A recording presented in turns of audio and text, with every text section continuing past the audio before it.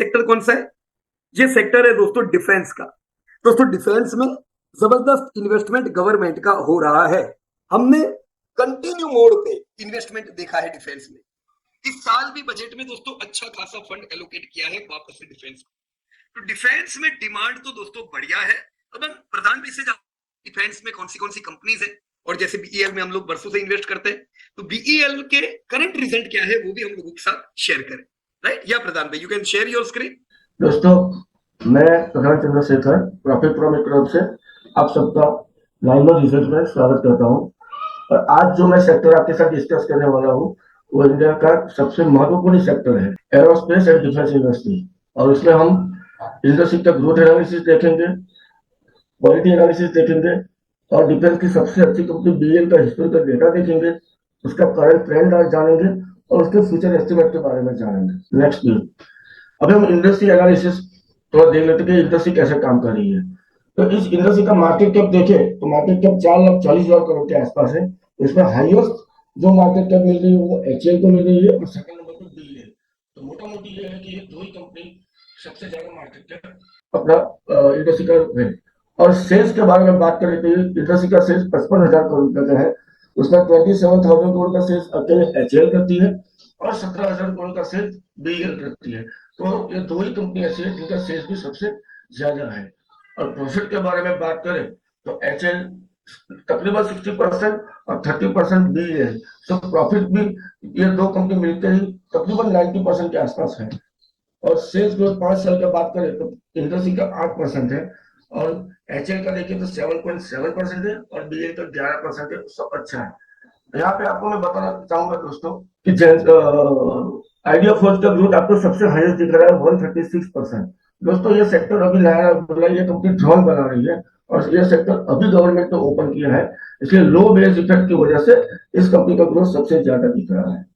अभी दोस्तों हम क्वालिटी एनालिसिस के बारे में बात करते हैं। तो सबसे पहले मार्जिन देखते हैं। तो मार्जिन देखते हैं तो करंट ईयर में मार्जिन 19% है और 2023 के 17% के आसपास थे। तो ये कंपनी का मार्जिन भी सबसे अच्छा है और सब कंपनी के अच्छे हैं।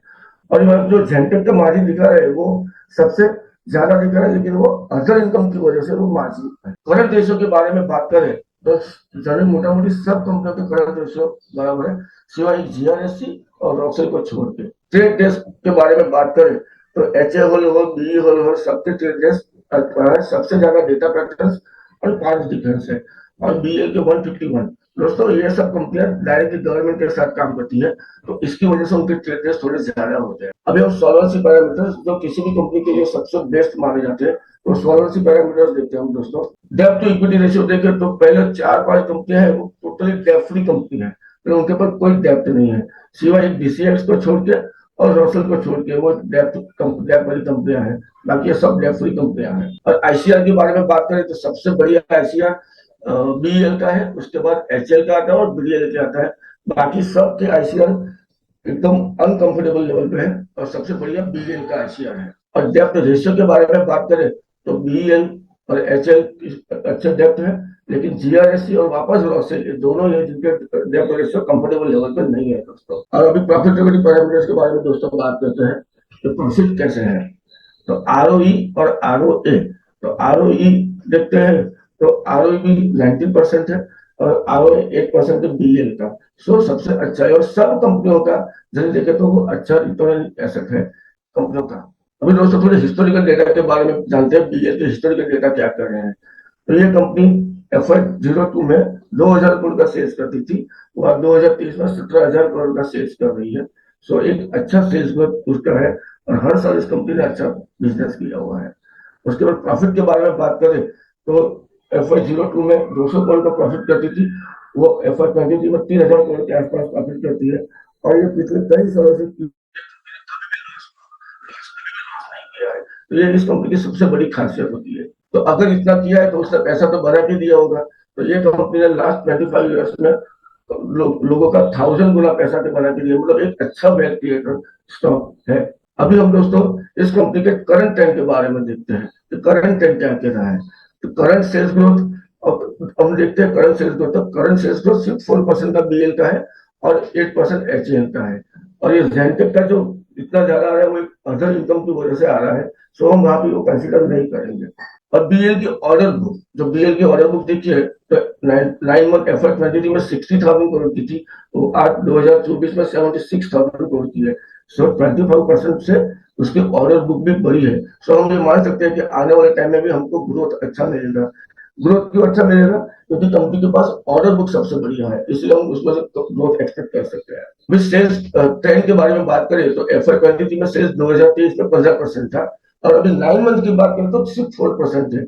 लेकिन दोस्तों यहाँ पे आपको मैं बताना चाहता हूँ कि हमने एस्टिमेट 15% का लिया है, क्योंकि मैनेजमेंट का कहना है कि आप हमारा बिजनेस क्वार्टर टू क्वार्टर मत देखिए, लास्ट एंड में देखिए, क्योंकि हमारा कोई क्वार्टर में ऑर्डर इतने डिस्ट्रीब्यूट नहीं हो पा रहे। लेकिन मैनेजमेंट कॉन्फिडेंस है कि 2024 के अंत तक वो लोग 15% का सेल्स ग्रोथ अचीव कर लेंगे। इसलिए हमने 15% का एस्टिमेट, मैनेजमेंट अगर कॉन्फिडेंस है तो इसीलिए हमने वो लिया है। और वैल्यूएशन के बारे में बात करें तो टोटल 36% का ग्रोथ है, उसके सामने कंपनी का शेयर प्राइस का ट्रेल भी 42 चल रहा है। सो महंगा है, लेकिन इतना महंगा नहीं है, क्योंकि 36% का प्रॉफिट ग्रोथ मिलता है तो ट्रेल भी 42 मतलब एकदम कंफर्टेबल लेवल पे शेयर अभी भी ट्रेड कर रहा है, ऐसा हम बोल सकते हैं। इतना महंगा नहीं है ये शेयर। और इस रिजल्ट में सबसे अच्छी बात ये है कि इस कंपनी के मार्जिन सबसे बड़े सूद है, 4.5% से मार्जिन सुधर गए, इसलिए ये प्रॉफिट उनके अच्छे आ रहे हैं।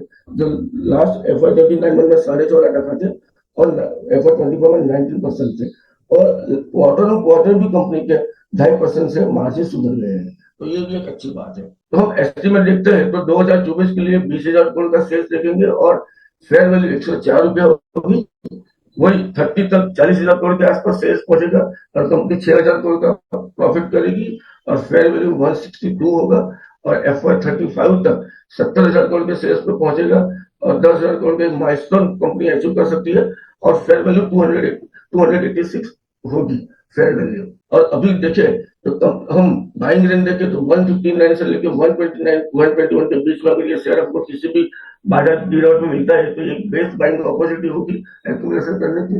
और दिस ईयर ओनली हम 235 का टारगेट ये कंपनी में हम देख सकते हैं दोस्तों। तो ये कंपनी पोर्टफोलियो में रखने के लिए सबसे बढ़िया कंपनी डिफेंस में से, क्योंकि गवर्नमेंट का बहुत ही फोकस है। थैंक यू वेरी मच दोस्तों।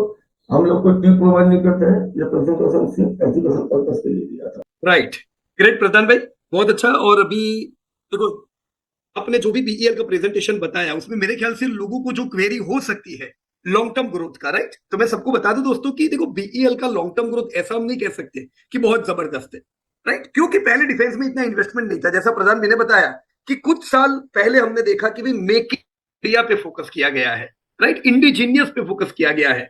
तो अभी हम क्या करते हैं दोस्तों, इंपोर्ट कम और अपनी खुद की प्रोडक्ट यूज करना ज्यादा। और अभी तो आप देख रहे हो डिफेंस में हम एक्सपोर्ट करने लगे हैं, तो तब से डिफेंस की कंपनियों में ग्रोथ बढ़िया आया है, डिफेंस का मार्केट ओपन किया गया है, राइट। तो आप डिफेंस में बढ़िया ग्रोथ की उम्मीद रख सकते हो। पर चलो ग्रोथ बढ़िया, पर ये साल तो खाली 4% है, राइट।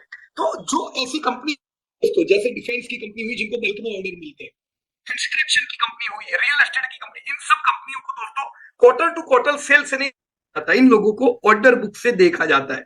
अगर आपके सेल्स बहुत बढ़िया आ रहे हैं पर ऑर्डर नए नहीं आ रहे हैं, ऑर्डर बुक में ऑर्डर इनफ्लो नहीं है, तो उल्टा नेगेटिव होना चाहिए, राइट। इस केस में क्या है, करंट सेल्स ग्रोथ लो है, खाली 4%, नॉट फेवरेबल, लेकिन ऑर्डर इनफ्लो 25% से बढ़ा है। इसका मतलब ये दोस्तों कि बीईएल एक ऐसी कंपनी है जिसके धंधे से ज्यादा तेजी ऑर्डर बढ़ते जा रहे हैं, राइट। हम ऐसी कंपनियों से एकदम तगड़े ग्रोथ की फ्यूचर में उम्मीद कर सकते हैं, क्योंकि ऑर्डर ऑलरेडी है, इनको जस्ट कन्वर्ट करना बाकी है ऑर्डर टू सेल्स, राइट।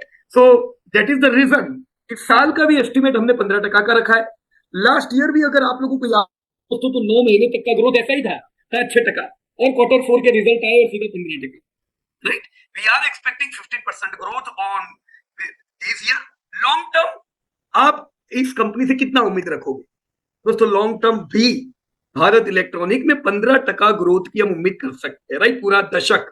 देखो आप 25% उम्मीद नहीं रख सकते हो, उतना किधर उम्मीद रख सकते हो, उधर आइडिया फोर्ज में रख सकते हैं, पर आइडिया फोर्ज की प्रॉफिटेबिलिटी ऐसी नहीं है जो बीईएल देता है, राइट। तो खाली ग्रोथ नहीं देखो, ग्रोथ आइडिया फोर्ज ज्यादा देगा, पर प्रॉफिट कंसिस्टेंट देगा वो आपको बीईएल देगा, थोड़ा कम ग्रोथ पर consistent growth. Alright friends, so I hope BEL का जो डेटा प्रधान भी ने समझाया आपको क्लियर हुआ होगा। HAL is also a good company, right. अगर आपका निवेश HAL में है, कोई दिक्कत की बात नहीं है, you can invest in HAL also. Both are companies, in both of this companies you can expect consistent dividend. IPO के समय हमने बताया था कि HAL पे डेप्ट है, राइट, पर डेप्ट धीमे धीमे पूरी कर दी है, अभी आपकी HAL भी दोस्तों डेप्ट फ्री है, alright. So this was all about BEL।